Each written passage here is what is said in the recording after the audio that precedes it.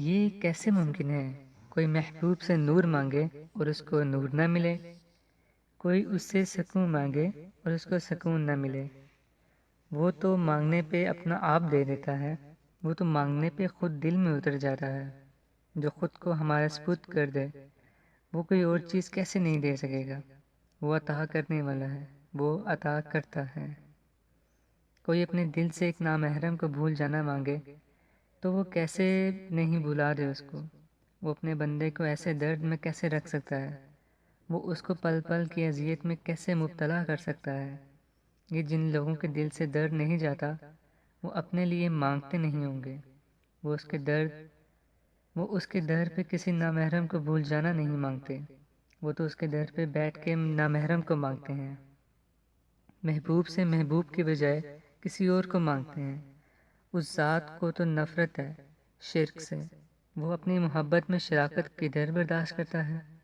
وہ پھر اور درد دیتا ہے، اتنا درد انسان اس کو مانگنے پہ مجبور ہو جاتا ہے۔ وہ اسی کے ہاتھوں اس کو درد دیتا ہے جس کو ہم سجدوں کے بعد مانگتے ہیں۔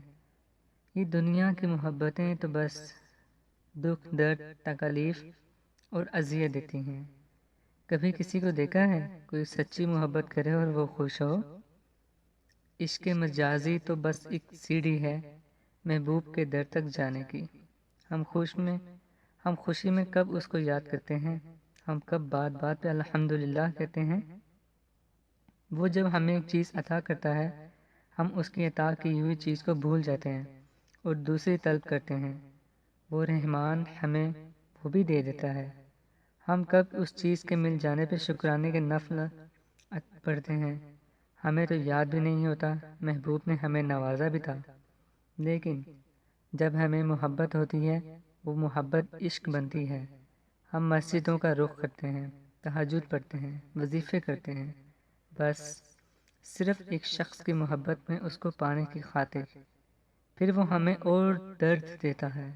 بعض دفعہ تو اس شخص کے ہاتھوں میں ہمیں ذلیل بھی کرواتا ہے تاکہ ہم پلٹیں اس کی طرف جو ہماری محبتوں کا وارث ہے۔ زرمینہ نے ایک نامحرم کو نہیں مانگا تھا، اس نے تو اس کا بھول جانا مانگا تھا۔ تو کیسے ممکن تھا کہ وہ اس کو سکون نہ دے، نور نہ دے؟ اللہ پاک، آپ نے زرمینہ گل کو سکون نہیں دیا، اپنا نور بخشا ہے۔ میں نے تو آپ سے اس شخص کو بھول جانا مانگا تھا، آپ نے تو مجھے اپنا آپ ہی دے دیا۔ وہ جائے نماز پہ بیٹھے سکون کے آنسو بہا رہی تھی اور رب کا شکر ادا کر رہی تھی، اس رب العالمین کا جو مانگنے پہ خود کو سونپ دیتا ہے۔ وہ اٹھا، بالکنی کے پاس گیا، کھڑکی کھولی اور صبح کا نظارہ کرنے لگا۔ وہ جو ہلکی ہلکی چاندنی میں تھی، ہلکی ہلکی اندھیرے میں تھی۔ ایسے بھی عید کی صبح میں کچھ عجیب سا سحر ہوتا ہے جو انسان کو اپنے اندر جکڑ لیتا ہے۔ کچھ عجیب سی پرسکون صبح ہوتی ہے جو سکون قلب دیتی ہے۔ وہ واش روم گیا، شاور لینے کے بعد اس نے سفید سوٹ پہنا اور اس کے اوپر کالے رنگ کی واسکٹ پہنی۔ وہ شلوار قمیض میں ہمیشہ سے ہی بہت دل نشیں لگتا تھا، کوئی بھی اس کو دیکھے اور فدا ہو جائے، ماشاءاللہ کہے بغیر نہ رہ سکے۔ وہ شیشے کے سامنے کھڑا ہوا، پرفیوم لگائی، اپنی داڑھی پہ ہاتھ مارا، اس کے چہرے پہ داڑھی ایسے جچتی تھی جیسے پھولوں پہ شبنم کے قطرے۔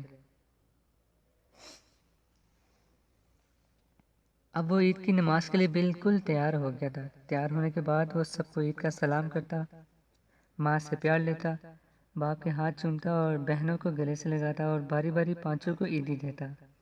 آج وہ تیار ہونے کے بعد شیشے کے سامنے کھڑا ہوا اور آنکھیں بند کیں۔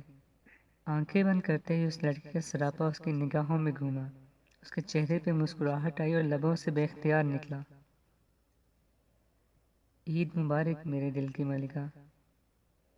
اسی مسکراہٹ کے ساتھ اس نے آنکھیں کھولی اور پھر سے بولا، عید مبارک ہو تمہیں۔ وہ جب بھی شیشے کے سامنے کھڑا ہوتا اس کو لگتا وہ لڑکی اس کے سامنے کھڑی ہے، اس کی آنکھوں میں ہے، اس کی مسکراہٹ میں ہے، اس کے اندر ہے۔ جب وہ اس کے اندر بستی ہے اس کو اپنے آپ میں ہی وہ نظر آتی ہے اور وہ گھنٹوں اس کو دیکھتا ہے۔ مالکہ، میں دعا کرتا ہوں اگلی عید پہ تم میرے ساتھ اس شیشے کے سامنے کھڑی ہو، میں شیشے کو دیکھنے کی بجائے تمہیں دیکھا کروں۔ ملکہ جب تم ساتھ ہوگی میں راتوں کو اٹھ اٹھ کے شکرانے کے نوافل پڑھوں گا. میں کیسے خدا کا شکر ادا کروں گا تمہارے ملنے پہ. وہ شیشے کے سامنے کھڑے ہو کے خود سے ہی باتیں کرنے لگا. زری کون سے کپڑے پہنو گی؟ میں نے دونوں سوٹ پریس کر لیے ہیں. رقیہ بیگم نے ایک بازو پہ سرخ اور ایک پہ سفید سوٹ رکھتے ہوئے اس سے پوچھا. اماں کوئی بھی رکھ دینا. وہ شیشے کی طرف مڑی اپنے خوبصورت لمبے بالوں کو تولیے سے خشک کر رہی تھی. زری ایک بار دیکھ لو تاکہ میں ایک رکھ لوں اور دوسرا الماری میں لگا دوں. تم نے تو دیکھے بھی نہیں ہیں اپنی عید کے کپڑے. پتہ نہیں کون سی دنیا میں ہو تم آج کل. انہوں نے کپڑے ٹھیک کرتے ہوئے اس کو کہا. اس کا مسلسل چلتا ہاتھ ایک دم رکا. جن کے دل ہی مر گئے ہوں ان لوگوں کے لیے کون سی خوشیاں اور کون سی عیدیں ہوتی ہیں. اما آپ کچھ بھی رکھ لیں جو آپ کو اچھا لگتا ہے. اس نے ادھر ہی کھڑے کھڑے ماں کو کہا. مجھے تو تم پہ سرخ جوڑا بہت اچھا لگتا ہے. میں میری بیٹی پہ یہ پہن کے ہمیشہ ہی شہزادی لگتی ہے. انہوں نے سرخ فراک کو دیکھتے ہوئے بہت پیار سے کہا. ٹھیک ہے ماں وہی چھوڑ دیں میں وہی پہنوں گی. اس نے ماں کو مسکراتے ہوئے کہا اور گیلا تولیہ واش روم میں رکھنے لگی. اماں میری جیکٹ کدھر ہے؟ سلطان اونچا اونچا بولتا ہوا زری کے کمرے میں آیا. ایک تو مجال ہے سلطان تمہیں کچھ چیز مل جائے. اماں اتنا دیکھا ہے نہیں نا. نہیں ہے ہی نہیں آپ دیکھ کے دینا. اچھا چلو میں دیکھتی ہوں. جیکٹ آنکھوں کے سامنے ہوگی اور یہ ڈھونڈنے ادھر آیا ہے. انہوں نے دونوں سوٹ اس کے بیڈ پہ رکھے اور سلطان کے ساتھ باہر نکلنے لگی. زری دوسرا سوٹ الماری میں لگا لینا پھر ٹھیک ہے. انہوں نے دروازے میں ہی سے بیٹی کو کہا جو بھائی کے کمرے میں آنے پہ سر پہ دوپٹہ لیے واش روم سے باہر نکلی تھی. جی اماں میں رکھ لوں گی. وہ بیڈ کے پاس آئی اور سرخ جوڑا اٹھایا جو اس نے ابھی پہننا تھا. اس نے جیسے ہی سرخ جوڑا اٹھایا اس کی نظر سفید جوڑے پہ پڑی. اس کا دل ایک دم سے دھڑکا. وہ وہیں بیڈ پہ بیٹھی سرخ جوڑا سائڈ پہ رکھا اور سفید جوڑے پہ نرمی سے ہاتھ مارنے لگی. آج سے پہلے اس کو سفید رنگ اس قدر اچھا نہیں لگا تھا جتنا وہ اس کو آج لگ رہا تھا. اس نے سرخ جوڑا وہیں پہ بیڈ پہ چھوڑا اور سفید جوڑا لے کے واش روم چلی گئی جو اس کو پہننا تھا. امی آج تو بہت خوش لگ رہی ہیں آپ. کھیر کا پیالہ پکڑتے ہوئے اس نے ماں سے کہا جو بہت خوشی خوشی باتیں کر رہی تھی. نماز کے بعد وہ دوستوں سے ملنے چلا گیا تھا اور اب گھر آیا تھا. بات ہی خوشی کی ہے وجی. انہوں نے فاطمہ کی طرف دیکھتے ہوئے کہا. ایسی کون سی خوشی کی خبر ہے جس کے لیے آپ اتنا خوش ہیں؟ وہ پانچوں بہنوں کے درمیان بیٹھا ماں سے پوچھ رہا تھا. بابا گھر پہ موجود نہیں تھے. وہ ماں کے ہی کمرے میں بیٹھا تھا. تمہارے چچا جان آئے تھے وجی؟ انہوں نے اسی خوشی سے کہا. آج اس نے ایک عرصے کے بعد ماں کے چہرے پہ اس قدر خوشی دیکھی تھی. اس بات کا تو وہ اندازہ لگا سکتا تھا کہ خوشی کی نوعیت کا کچھ زیادہ ہی بڑی ہے. تبھی تو سب کے چہرے چمک رہے ہیں سوائے فاطمہ کے. وہ کچھ الجھی اور پریشان نظر آ رہی تھی. چچا جان ہمارے گھر؟ اس نے بڑی حیرت سے پوچھا. وہ لوگ تو اتنے عرصے سے خفا تھے پھر اچانک ہی ان کے گھر آنا؟ بھائی صاحب فاطمہ کا رشتہ اپنے بڑے بیٹے دانیال کے لیے مانگ رہے تھے. انہوں نے فاطمہ کی طرف دیکھتے ہوئے اسی خوشی سے کہا جو نظریں جھکائے بیٹھی تھی. اماں یہ تو بہت بہت خوشی کی خبر ہے. اس طرح تو ہمارا خاندان پھر سے جڑ جائے گا. اور آپ ہی کی شادی کے لیے تو اتنی دعائیں مانگی ہیں میں نے. بہت خوش ہوں میں. بہت خوش ہوں میں اماں. اس نے بہن کی طرف دیکھتے ہوئے کہا جو ابھی بھی کچھ الجھی سی تھی. بھائی یہ خوشی کی خبر اور بھی ہے. ختیجہ نے اس کے کندھے پہ اپنا ماتھا رکھتے ہوئے سرگوشی سے کہا. ایک اور خوشی کی خبر؟ اس نے کھیر کی چمچ منہ میں لے جاتے ہوئے خوشی سے پوچھا. ہاں ہاں ایک اور خوشی کی خبر.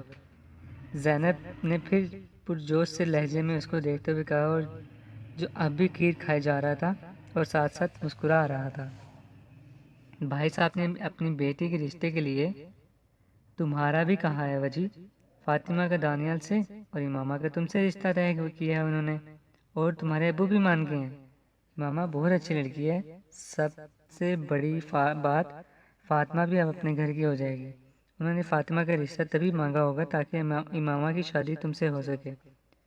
اور امامہ تو مجھے شروع سے ہی تمہارے لیے بہت پسند تھی. وہ خوشی سے بولے جا رہی تھی. فاطمہ نے بھائی کو دیکھا جس کا کھیر سے بھرا ہوا چمچ منہ کے پاس ہی رکا. اس کے چہرے کا ایک دم رنگ بدلا. مسکراہٹ ایک دم غائب ہوئی.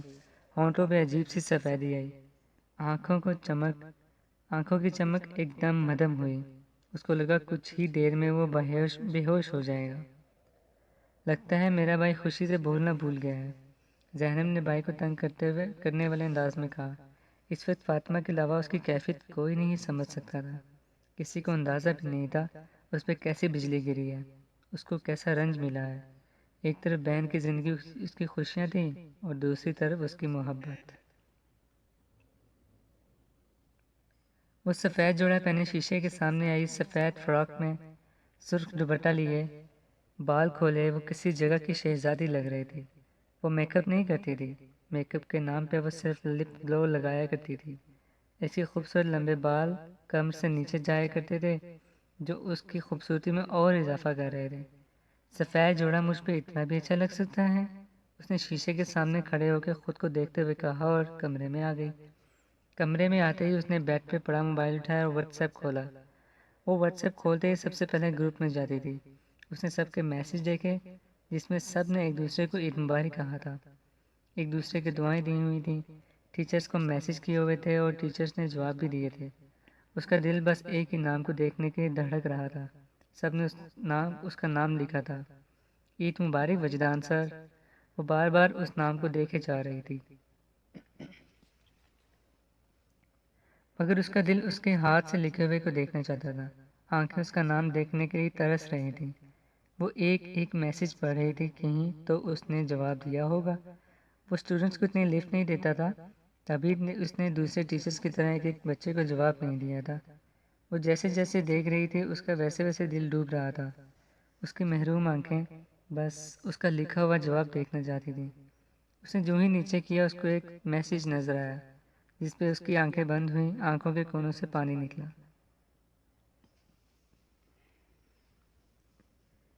خیر مبارک آپ سب کو بھی، عید کی خوشیاں مبارک ہو، خوش رہیں سب، اللہ سب کو خوش رکھے۔ اس نے وہ میسج کئی بار پڑھا۔ اس نے سب کو دعا دی تھی، سب کو عید کی مبارکباد دی تھی۔ اس کے نیچے لڑکیوں کے جوابات کے ڈھیر لگے تھے۔ سب لڑکیوں نے اس کے میسج کا جواب دیا تھا سوائے زرمینہ گل کے۔ وہ خالی سے ذہن کے ساتھ اپنے کمرے میں آیا۔ اس کو سمجھ ہی نہیں آ رہی تھی یہ کیا ہوا ہے۔ وہ تو بہن کے لیے خوش ہو رہا تھا، یہ اس کے ساتھ کیا ہو گیا ہے کہ بہن کی خوشیوں کی قیمت اس کو ادا کرنی پڑے گی؟ کیا اس کو بہن کی خوشیوں کے لیے خود کو قربان کرنا پڑے گا؟ وہ اپنے کمرے میں ادھر سے ادھر ٹہلنے لگا۔ آج اس کی آنکھوں میں آنسو نہیں تھے، آج اس کی آنکھوں میں موت کی سی کیفیت چھائی ہوئی تھی، جس سے مرنے سے پہلے کسی کی آنکھوں کی کیفیت ہو، ایسی کیفیت کہ بندہ اس کی آنکھوں میں دیکھے تو خوف آئے۔ ایسا کیسے ہو سکتا ہے میرے ساتھ؟ اس نے کھڑے کھڑے ہی خود کو جھنجھوڑا اور پسینہ صاف کیا۔ یہ پسینہ اس کی گرمی سے نہیں آ رہا تھا، یہ پسینہ اس کو خوف سے آ رہا تھا۔ اس کو خوف تھا بہن کی خوشیاں چھین جانے کا، ملکہ کو کھو دینے کا۔ اس نے دنیا میں دو ہی تو چیزیں چاہی تھیں، ایک اپنی ملکہ اور دوسرا بہنوں کی شادی، ان کی خوشیاں۔ کیا میری بہن کی خوشیاں مجھے خود کو مار کے دینی پڑیں گی؟ ملکہ نہ ملی تو میں تو ایسے بھی مر ہی جاؤں گا، اس کے بغیر تو میں ایک منٹ بھی نہیں جی سکوں گا۔ میں نے تو اپنی ملکہ کے سوا کسی لڑکی کا تصور بھی نہیں کیا۔ میں ملکہ کو تو کسی اور مرد کے ساتھ دیکھ سکتا ہوں، مگر میں خود کو ملکہ کے سوا کسی عورت کے ساتھ نہیں دیکھ سکتا۔ یا اللہ، میرا امتحان نہیں لینا ہے تو مجھے معذور کر دے، میں ساری زندگی اپنے پیروں پہ چل نہ سکوں، مجھے اندھا کر دے تاکہ میں کچھ دیکھ نہ سکوں، میری زبان لے لے تاکہ میں کچھ بول نہ سکوں۔ اے عزتوں والے رب، وجدان تم سے ایک لمحے کے لیے بھی گلہ نہیں کرے گا، تمہارا دیا ہوا یہ امتحان خوشی خوشی سے قبول کرے گا، مگر میرے مالک مجھ پہ ایسی آزمائش نہ ڈال جس کو میں جھیل نہ سکوں، مجھ پہ رحم کر میرے مالک۔ وہ وہیں بیٹھا سر کو سجدے میں رکھا اور اونچا اونچا رونے لگا۔ ایک طرف میری بہن ہے، وہ بہن جس کو میں نے ہمیشہ اپنا دوست مانا، جو میری بہن سے زیادہ میری ماں کا درجہ رکھتی ہے، جو ضرورت پڑنے پہ میری ماں، میری دوست، میرے استاد سب کچھ بن جاتی ہے، جس کی خوشیوں کے لیے دن رات میں نے دعا کی ہے، جو میری اور ابو کی عزت میں ہمارے گھر بیٹھی ہے، جس نے ایک دن بھی نہیں کہا میری شادی ہو جانی چاہیے۔ اتنے اچھے اچھے رشتے آئے اس کے لیے، مگر وہ نہیں بولی، وہ چپ رہی، صبر کرتی رہی، اپنی خوشیوں کو قربان کرتی رہی۔ ایک طرف میری حیاؤں والی بہن ہے اور دوسری طرف میری محبوبہ جس کے بغیر میں ایک سانس نہیں لے سکتا، جس کے بغیر میں نے اب زندگی کا تصور بھی نہیں کیا، جس کو میں دن رات مانگتا ہوں، جس کے بغیر مجھے دنیا میں کوئی اور نظر نہیں آتا۔ میں کیا کروں گا اب کس کو چنوں گا میں، اپنی بہن کی خوشیاں یا اپنی زندگی؟ وہ وہیں بیٹھے بیٹھے روئے جا رہا تھا اور کانپتے ہاتھوں کے ساتھ اپنے بال نوچ رہا تھا۔ میں کس کو چنوں گا؟ میں کس کو چنوں گا میرے مالک، اپنی بہن کی خوشیاں یا اپنی زندگی؟